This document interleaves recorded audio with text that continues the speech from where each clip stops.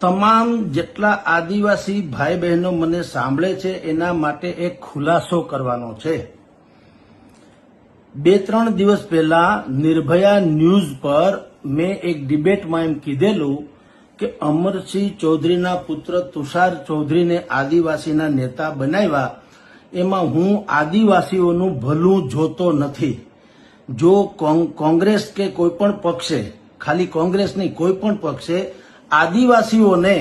સુખી કરવાનું જો ઈચ્છા રાખી હોત તો એવા લોકોને આગળ કરવા જોઈતા હતા જે હજી દુખી છે, અને એ દુખી કેવા પ્રકારના છે એ બતાવવા માટે થઈને મેં એમ કીધેલું કે હજી એવા હજારો આદિવાસી છે જે જંગલમાં જીવે છે,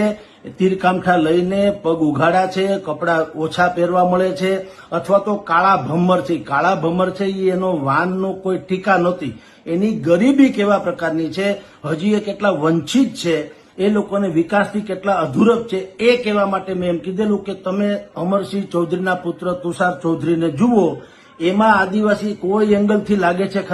ખરા આદિવાસી તો આ લોકો છે જે હજી મુશ્કેલીમાં જીવે છે। આ મારો કહેવાનો આશય એ હતો કે આદિવાસી સમાજનું ભલું કોઈ પણ રાજકીય પક્ષ ઈચ્છતા હોય તો એણે આવા લોકો જે હજી ગરીબીમાં જીવે છે એને આગળ લાવવાની જરૂર હતી, એ મારો આશય હતો। તેમ છતાં કેટલાય આદિવાસી આગેવાનો ભાઈઓ બહેનો કે જે કોઈને એમ લાગ્યું હોય કે મેં આદિવાસીઓની ટીકા કરી છે, તો એક મારે વિનમ્રતાપૂર્વક કહેવું જોઈએ, થોડીક સમજણફેર તમારી છે, ટીકા નથી કરી। ટીકા કરે શું કામ મને સમજાવો। આદિવાસી અરે અમારે કઈ વોટ બેંક છે નહીં, મારી કઈ વોટ બેંક તૂટવાની નથી, હું આદિવાસીનું ખરાબ બોલું તો બીજા કોઈ પક્ષમાં મારે ટિકિટ જોતી, અમે તો પત્રકાર છીએ, અમારે શું મતલબ હોય। પણ આમ છતાં વિનમ્રપણે કહું છું કે કોઈ પણને જો એમ લાગતું હોય કે અમારી લાગણી દુભાણી છે, એક તો સમજણ ફેર છે, છતાંય લાગણી દુભાણી હોય તો હું ખરા દિલથી ક્ષમા યાચના કરું છું।